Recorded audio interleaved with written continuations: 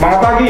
Semangat pagi luar biasa untuk kita semua. Luar biasa. Thank you Pak Darmadi selalu join bersama kita nih. Yes, semangat. Motivation. Ya, Yes. selamat datang teman-teman semua. Kali ini kita akan bahas sebuah topik yang diambil dari sebuah buku yang Pak Darmadi sudah pegang. Pak Darmadi langsung aja, itu buku apa Pak? Ini buku teman-teman.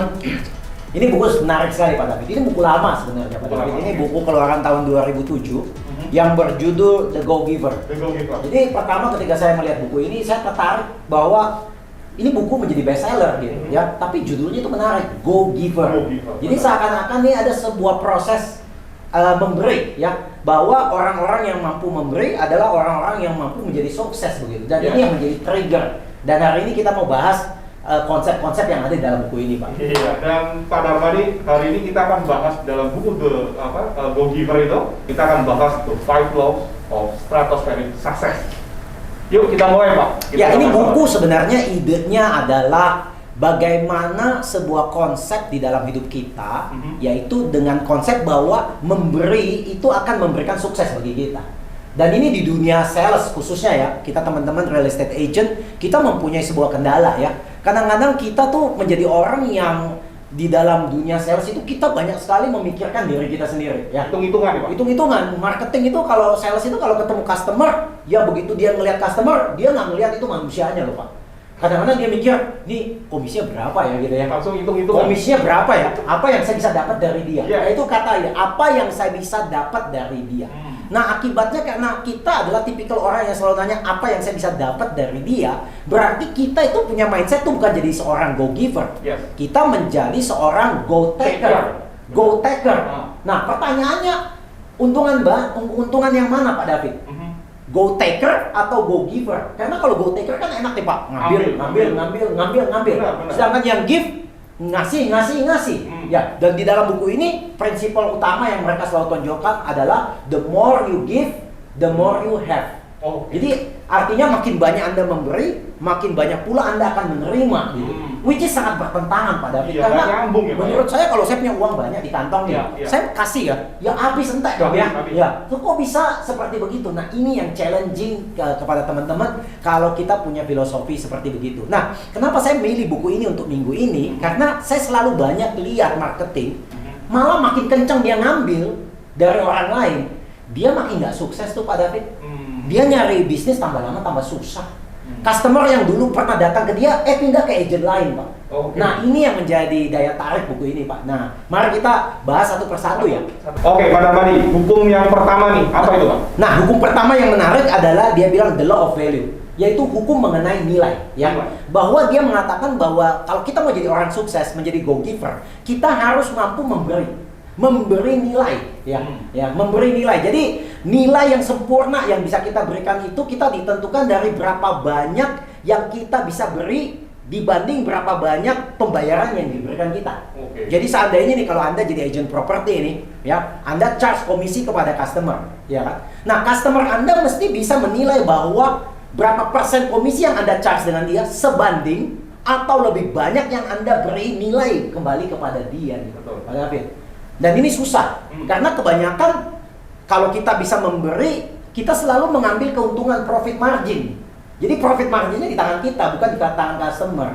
Nah saya mau cerita menarik ya. Saya punya pengalaman waktu saya di Amerika, ada sebuah perusahaan pizza yang menarik ya. Ada perusahaan pizza. Di Amerika itu kalau Anda buka section Yellow Pages mengenai pizza, itu saingannya banyak sekali Pak. Banyak sekali saingannya. Semua orang mau jual pizza, karena paling murah, paling gampang, margin paling gede.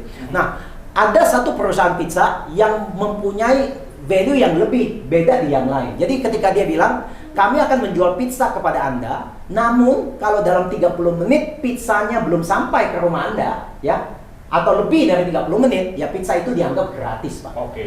Wow, menarik nih. Kalau menurut Pak David itu adalah value bukan, Pak? Value, Pak ya. Value-nya di mana? Value-nya dia bukan sekedar jual pizza, tapi dia jual pizza plus pizza itu harus datang dalam kondisi panas. Ya karena pizza itu enaknya makan pada saat panas ya. Kalau makan pizza nggak panas, ya nggak rasa pizza. Apalagi kalau udah lama tuh dia punya tepung bisa jadi keras kan Pak. Jadi dia make sure dia memberikan nilai tambah bagi pizzanya, bahwa pizzanya akan datang dalam kondisi yang paling sempurna. Dan kalau tidak sempurna, ganti. Nggak usah bayar. Free. Yes. Dan itu menjadi nilai. Ya. Nah, pertanyaannya kita bahas lagi. Strategi ini berbahaya dong untuk perusahaan ini. Oh, berbahaya. Karena kemungkinan banyak juga pizza-pizzanya yang di-deliver setelah Terlambat. lebih dari 30 menit. Betul. Dan akhirnya pizza itu harus gratis. Gratis, cost-nya bengkak. Padahal orang yang ngantor mesti dibayar gajinya. Betul. Mestinya perusahaan ini rugi dong, Pak. Harusnya begitu, Pak. Iya. Tapi saya kasih tahu Pak David, Ya. teman-teman, perusahaan ini adalah salah satu perusahaan pizza terbesar di Amerika dan bahkan di seluruh dunia. Wow. Nah, luar biasa kan Pak ya? Luar biasa. Jadi ini aneh Pak. The more they give, the more they have. Nah, prinsip ini mesti kita juga tahu ya. Kadang-kadang nilai apa yang Anda mau berikan kepada customer Anda, ya? Apakah hanya sekedar Anda membawa diri Anda, ya? Sebenarnya kita mempunyai nilai-nilai tambah. Betul. Kalau sebagai agent properti, kira-kira nilai apa aja yang mereka punya, Pak David? Kita bisa misalnya kasih strategi marketingnya nih, misalnya cara pasarnya gimana. Cara pasarnya, Kemudian benar kasih juga. analisa harga pasar. Analisa harga, kadang-kadang agent kagak mau analisa harga sama sekali. Pokoknya penjual mau titik berapapun dijual kan, Ya. Pak. Berarti nih agentnya malas, Pak. Malas. Iya, pokoknya apa aja lu mau jual, jual. Kalau perlu, kalau dia iklan, dia cari iklan yang bayarannya paling murah, yang paling gampang yang dilakukan. Bahkan yang gratis ya. Iya. Apakah itu memberikan value, Pak? Tidak. Apakah itu mungkin gampang di-copy oleh kompetitor lainnya? Oh, sangat gampang. Jadi apakah Anda berbeda? Kalau begitu sama dong. Berarti Nggak Anda ada lainnya. telah melanggar hukum pertama dari Go Giver. Anda tidak memberikan value. Dan ketika Anda tidak memberikan value, dan value Anda lebih rendah daripada komisi yang Anda terima, disitulah proses kesuksesan berhenti. Wow. Berhenti. Setuju. Pak David pernah lihat air yang mengalir? Ya, Kalau air mengalir, dia berada di posisi atas atau bawah? atas. Atas. Atas ke bawah. Ya. Dan orang yang the go giver, Pak David hanya bisa memberi orang karena Pak David punya sesuatu. Yes. Pak David nggak bisa memberi orang dari sesuatu yang Pak David nggak punya. Setuju? Setuju, setuju. Ya. Banyak orang nanya, loh kalau begitu hanya orang kaya dong Pak yang bisa memberi. Nggak juga. Sebenarnya semua orang punya sesuatu. Nah, Ya. menarik nih. Bahkan orang nggak punya apa-apa pun dia punya sesuatu. Dia punya waktu. Ya. Dia punya perhatian. Mhm. Dia punya semangat. Ya. Itu yang harus diberi. Dan diberi dengan generous. Dan kalau agent mungkin dia punya knowledge ya Pak ya. Dia Bisa punya kita knowledge. share, ya. Dan Nah. hari ini kita sharing. Iya, kita memberikan secara gratis, Gratis. free. Free. Baliknya kapan? Gak tahu saya, tapi pasti balik. Yes. Iya. Luar biasa. Ya. Iya. Yang kedua, pertama udah ya Pak ya. Iya, Kita jadi yang lanjut pertama ke kedua. dahsyat ini Pak ya. Dahsyat. Nah, yang kedua nih the law of compensation ya, bahwa dikatakan bahwa income yang Anda terima itu ditentukan dari berapa banyak yang orang yang Anda serve, ya, dan berapa bagus Anda serve mereka. Jadi ada dua nih poin ya. Jadi law pertama kan Anda tanya, lah Pak, saya ini harus memberi. Betul. Saya kapan dapatnya? Iya. Nah, dapatnya di law yang nomor 2 ini. Oke. Anda baru bisa dapat sukses atau keuntungan yang Anda inginkan ketika Anda melakukan law yang pertama, yaitu menambah value. Menambah value, lebih banyak dari orang lain, lebih bagus. Nah, law kedua adalah law of compensation. Law of compensation ada 2 poin. Ya. Satu, berapa banyak orang yang Anda mampu serve. Ini bagus sekali kata serve, Pak. Serve. Kenapa? Karena di manusia, Anda dan saya, kita melewati 3 tahap nih, Pak. Tahap pertama, banyak orang stuck nih. Namanya survive. Survive. Tahap survive. Jadi kalau udah tahap survive, saya nggak akan mikirin orang lain, Pak. Saya hanya mikirin diri sendiri. Setuju ya? Setuju. Kalau Pak David pernah naik pesawat kan, Yes. selalu dikasih tahu. Ketika kantong oksigen turun, pakaikan siapa dulu? Diri sendiri. Diri sendiri dulu, baru orang lain. Benar Yes, kan? betul. Karena itu dalam posisi surviving. Ketika Anda di dalam posisi survivor sebagai agent property, Anda akan mikirin orang lain. Anda hanya mikirin diri sendiri. Wow. Nah, kalau orang yang seperti begitu, kira-kira customer mau nggak dilayani oleh agent seperti itu? Nggak mau, Pak. Nggak mau, oke? Iya. Nah, tahap kedua, ketika manusia itu sudah bisa survive, mereka baru bisa save. Safe. Ya, mereka bisa save uang, kemudian mereka bisa melakukan hal-hal yang lain, dan mungkin mulai memperhatikan kebutuhan orang lain. Nah, di tahap yang lebih tinggi lagi adalah serve. Sir. Nah, pada saat di serve, mindset Anda sudah bukan pada diri Anda sendiri. Oke. Ya, mindset Anda memikirkan orang lain. Customer. Ya? Customer. Jadi agent-agent yang sukses itu, kalau Anda lihat, makin mereka sukses, kesuksesan itu makin mendekat kepada mereka. Kenapa? Karena mereka makin tidak fokus terhadap kepentingan mereka, gitu ya.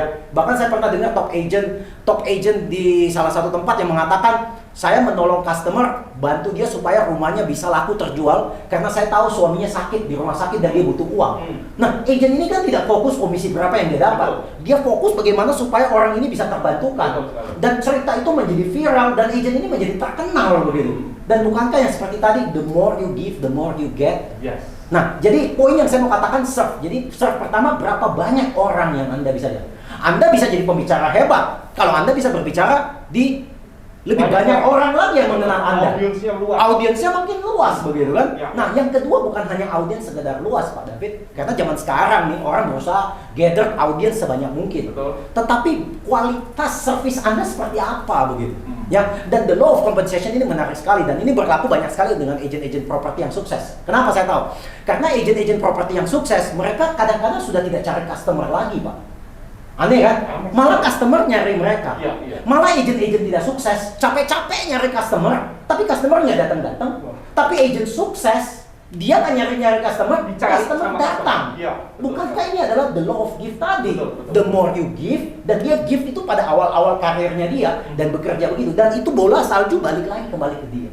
Jadi the law compensation ini luar biasa dari the go. Jadi the go giver ini dari dua law ini sudah langsung kasih tahu. Yang pertama, Anda mesti inisiatif sebuah pergerakan. Karena bola itu kan kalau berhenti nggak jalan. Ya. Anda mesti gerakin. Nah, cara menggerakkan bukan dengan mengambil, tetapi memberi. Banyak agent yang salah. Kenapa? Waktu di awal-awal karir mereka pengen ngambil. Akhirnya perputaran bisnis sukses itu nggak balik ke mereka. Karena ketika ngambil, orang kecewa. Loh, dia charge saya lebih besar daripada value yang saya dapat. Saya nggak mau balik lagi sama dia. Saya nggak mau suruh teman saya beli sama dia. Akhirnya keberuntungannya berhenti. Ya. Tetapi kalau orang yang memberi terus, itu keuntungannya bertambah, Pak. Dan menarik banget tadi ya Pak, kita mesti luas, serve-nya luas gitu ya. Kemudian kita mesti kualitasnya dari service itu yang penting. Iya. Oke. So kita di poin kedua kayaknya udah dalam nih Pak. Udah dalam. Nah, kita masuk lagi nih bahwa ada hukum yang ketiga yang kelanjutan dari dua hukum yang tadi yang kita sebutkan yaitu hukum the law of influence gitu. Apa itu? Bahwa pengaruh Anda, influence Anda ditentukan bagaimana Anda memprioritaskan kebutuhan orang lain dulu dibandingkan kebutuhan Anda. Wow.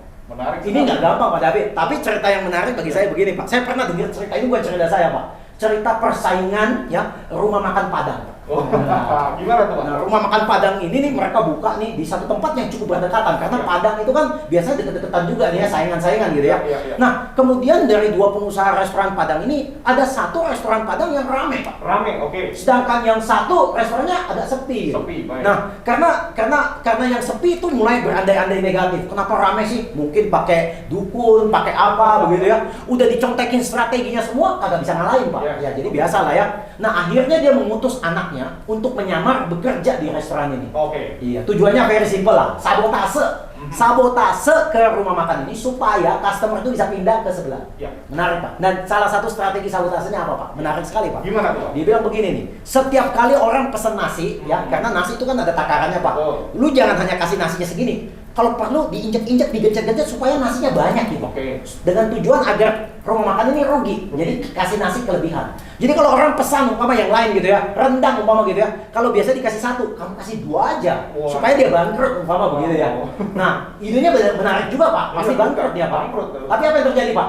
Bangkrut nggak rumah makan Padang ini? Dugaan saya kayaknya malah tambah rame tuh. Tambah rame. Kenapa tambah rame Pak? Karena mestinya misalnya rendang satu dikasih dua, happy dong. Iya, nasinya dikit dikasih Jadi banyak. banyak. Jadi orang tambah harganya berubah nggak? Harganya sama. Iya. Jadi orang punya mindset apa? Wah, ini rumah makannya menarik sekali nih. Luar biasa. Wah, luar biasa nih. Dia memberikan nilai yang lebih daripada uang yang saya bayar. Kena lagi. Word of mouth Iya. datang. Tambah rame dia Pak, akhirnya buka cabang Pak. Iya.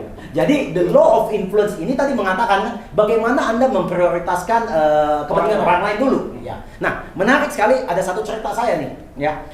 Pernah satu saat saya membaca sebuah buku, ada seorang pasangan suami istri yang sudah menikah lebih dari 50 tahun. Oke. Oh, ini cukup menarik. Kalau di Amerika ini luar biasa nih Pak. Karena orang Amerika kadang-kadang nggak tahan lama-lama gitu ya. Kemudian yang menarik bagi saya adalah ditanya, bagaimana sampai pasangan suami istri yang tua ini bisa bertahan begitu lama saling mencintai? Resepnya apa? Resepnya very sederhana, kata suaminya. Apa itu? Suaminya bilang, sangat sederhana. Apapun yang menjadi interest istri saya, itu yang menjadi prioritas saya sebagai suami. Wow. Jadi saya nggak pernah mikirin prioritas saya. Tapi tunggu dulu Pak, ini kelihatan berkorban ya. Iya. Jadi suaminya begini nih, istri saya tuh senang berkebun. Ya, karena istri saya senang berkebun, saya berusaha cari dia benih-benih kebun yang bagus, buku-buku kebun yang bagus supaya dia happy. Tapi jangan salah, setiap kali saya memenuhi semua kebahagiaan istri saya, Istri saya secara tidak langsung dan tanpa disuruh memenuhi kebutuhan hidup saya juga. Menarik sekali. Coba kalau saya mikirin diri saya, ambil contoh zaman sekarang. Wah, istri aku di rumah masak, sebodoh, tak tinggalin naik sepeda. Aku pokoknya sama teman-teman naik sepeda. Main badminton sama teman-teman saya. Istri saya di rumah aja sama anak-anak. Saya nggak pernah mikirin istri saya punya interest. Apa yang terjadi? Gak usah tunggu 50 tahun, Pak. 5 tahun bubar, bener nggak, Pak? Jadi Pak, ini cerita menarik sekali bahwa dia tidak memikirkan apa yang dia butuhkan. Dia fokus memikirkan apa yang istrinya butuhkan. Dan secara tidak langsung, dan ini akan menjadi hukum dunia, Pak. Begitu saya memperhatikan Anda dengan sangat perhatian, Anda pasti akan memperhatikan saya, Pak. Yes. Nah, ini ada the law of reciprocal. Nanti kita ngomong ya. Okay. Ya, karena banyak orang bilang, aduh Pak, saya perhatian dia terus, tapi dia nggak pernah perhatiin saya. Saya rasa itu something wrong, Pak. Karena kalau saya perhatiin Anda terus, Anda pasti perhatiin saya. Pastinya. Iya. Jadi the law number 3 ini tetap mendukung bagaimana tetap memberi dan memberi lebih dulu, memberi dengan sepenuh hati dan memberi nggak ditakar-takar, Pak. Keren. Dan dengan proses itu keberuntungan itu mengalir balik ke kita nih, Pak. Balik lagi ke kita. Iya. Jadi menempatkan kepentingan orang lain ya, Pak ya, di sini ya. Iya. Oke, yuk kita masuk ke yang berikutnya, Pak. Yang keempat nih. Nah, law keempat ini adalah the law of authenticity. Authenticity ya. Ini hukum di mana Anda harus menjadi diri Anda sendiri. Ya, karena kadang-kadang kita punya kelebihan, ya. Kita juga punya kekurangan. Orang lain juga punya kelebihan kekurangan. Kita jangan hanya melihat orang lain, wah orang lain hebat. Kita nggak bisa seperti dia. Padahal kita tuh mempunyai kelebihan sendiri. Jadi ketika kita bertemu dengan customer, kita harus memberikan diri kita sendiri. Artinya jujur gitu. Oke. Jujur memberikan diri kita. Apa yang kita mampu. Ambil contoh Pak David. Anda dan saya nih punya kemampuan, umpama sering berbicara, nulis buku, ya kemudian. Dan ini kan sesuatu yang kita punya, yang belum tentu orang lain punya. Betul. Ya kan? Betul. Nah karena kita punya, ya kita beri aja apa yang kita punya. Jangan bilang, aduh kita nggak punya yang itu, kita nggak bisa ngasih. Ya nggak apa-apa. Anda hanya mampu memberi dari apa yang Anda punya. Iya. Ya kalau Anda nggak punya apa-apa, ya Anda nggak akan bisa memberi. Ya, jadi the law of authenticity ini tidak memaksa Anda memberi sesuatu bukan apa yang Anda punya. Jadi jangan selalu pikir, waduh kalau saya kasih terus, saya nggak dapat apa-apa dong. Enggak. Anda kasih dari apa yang Anda punya. Kalau Anda hanya punya waktu, ya itulah yang Anda kasih. Dan jadilah diri Anda sendiri. Itu yang membuat Anda menjadi seorang yang luar biasa. Yes, jadi law number 4 Pak Darmadi katakan jadi diri Anda dulu. Jadi diri Anda sendiri. Dan law authenticity ini menarik sekali, Pak. Sebenarnya banyak orang sales tanya saya, Pak, gimana caranya jualan properti? Bagaimana caranya jualan properti? Pak, caranya jual properti itu hanya 10% Pak kemampuan yang dinilai dari customer. Setuju kan? 90%-nya apa? Iya, customer kita sebenarnya nggak tahu si A, si B, si C lebih hebat dari siapa, nggak tahu, Nggak Pak. tahu, benar. Ilmunya hanya 10% dilihat, Pak. Yang dilihat adalah 90% yang tidak dilihat, Pak. Yaitu people skill. Bagaimana kita memperhatikan orang, Yes. bagaimana kita memperlakukan orang, Yes. bagaimana kita menempatkan kepentingan orang lebih tinggi dari kepentingan kita, bagaimana kita memberikan value kepada orang yang lebih Yes. banyak dibandingkan yang kita ambil dari mereka. Itu yang namanya authenticity. Keren. Mantap, teman-teman. Iya. Law nomor 4 udah lewat, kita lanjut lagi ke yang nomor 5. Ya, Silakan, yang Pak. kelima ini menarik sekali, Pak. The law of receptivity. Karena the law ini mengatakan adalah agar supaya Anda bisa menerima, Anda harus memberi. Oke. Ya, jadi memberi dulu baru bisa menerima. Banyak orang takut begini, Pak, saya tuh beri terus, Pak. Saya nggak nerima sesuatu. Bapak pernah dengar kayak begitu nggak? Pernah. Aku tuh sama dia hubungannya tuh, aku beri dia terus, dia nggak pernah kasih saya sesuatu. Iya. Apa bener nih, Pak? Pertanyaan saya, apakah yang Anda beri itu yang dia mau? Apakah yang Anda beri ke dia itu yang dia minta? Jangan-jangan apa yang Anda beri ke dia itu bukan sesuatu yang dia mau. Betul. Itu sesuatu yang you mau, berarti you selfish lagi gitu. Oke. Nah ini menarik sekali bahwa apa yang, ambil contoh Pak, kalau orang bilang, wah aku kalau beri dia terus aku nggak dapat apa-apa. Pak David bisa bernapas. Iya. Oh, semua juga bisa bernapas. Iya. Kalau bernapas itu adalah ada tarik napas dan buang napas ya Pak ya. Betul. Kalau saya mau nanya kepada Anda semua, gampangan mana? Narik napas atau buang napas? Pak David, gampangan mana? Tarik, Pak. Narik ya, enak narik ya. Nah. Seger, buang napas ya juga bisa. Tapi kalau saya disuruh pilih narik napas. Oke. Pak David bisa nggak narik napas terus tanpa buang napas? Wah, susah itu, Pak. Gimana caranya? Narik napas, narik aja terus, ambil terus oksigen, oksigen. Susah, Pak. Nggak bisa. Coba bisa nggak buang napas terus nggak narik? Wah, nggak bisa. Nggak bisa. Berarti setiap kali Pak David narik napas, Pak David harus apa? Buang. Artinya setiap kali Pak David memberi, pasti Pak David dapat apa? Balikan. Iya. Jadi Anda jangan takut karena ketika orang ngomong ada balik lagi gitu. Ya, ambil contoh nih Pak David, menarik nih. Di awal bulan Februari ada seorang developer yang saya kenal, dia berada di salah satu kota ya, saya nggak sebut ya. Oke. Kemudian dia telepon saya, Pak Darmadi, minta tolong saya ada sales conference ya, bisa bicara nggak tanggal 8 Februari. Ketika saya ngelihat tanggal saya, waduh, 8 Februari anak saya akan sekolah ke luar negeri, ya. Jadi saya bilang kalau saya pergi ke luar kota, anak saya ke luar negeri, saya nggak ngantar dia ke airport, kayaknya saya nggak punya hati kayak begitu. Akhirnya dengan halus saya menolak bahwa Pak, sorry Pak, saya nggak bisa tanggal 8 karena ada sesuatu hal. Ya. Jadi dia udah panik, wah ini acara mesti jalan Pak, udah acaranya, ini saya pikirnya Pak Darmadi bisa, saya bilang aduh saya nggak bisa. Karena saya memikirkan dia, saya nggak memikirkan saya. Kalau saya Pak, kebetulan ada teman saya yang saya tahu mempunyai kualitas training yang bagus dan menurut saya cocok untuk tim Anda. Oke. Kemudian dia tanya, kalau boleh kasih namanya Pak. Saya kasih namanya, saya kasih nomor kontaknya Pak. Kemudian tidak lama saya udah lupa gitu. 3-4 hari kemudian teman saya yang saya kasih namanya, trainer ini, saya ngeliat di Facebooknya, wah dia naik pesawat bisnis kelas. Dia bicara mewah minta ampun di tempat di mana mestinya saya bicara. Itu mestinya tempat saya. Kemudian saya tersenyum.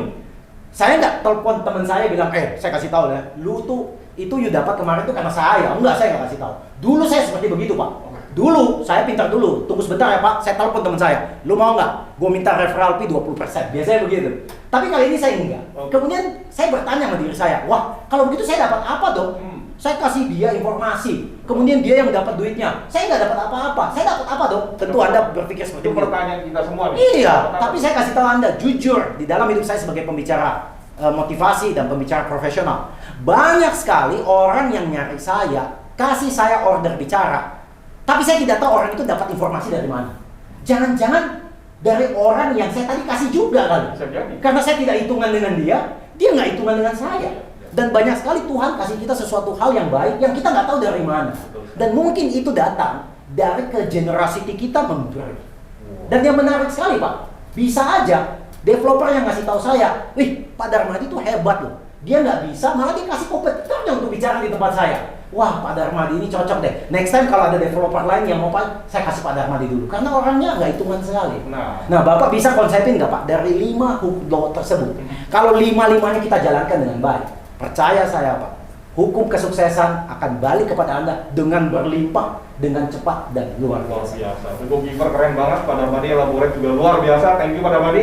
So stay tuned in Monday Morning Motivation. All the best untuk kita semua.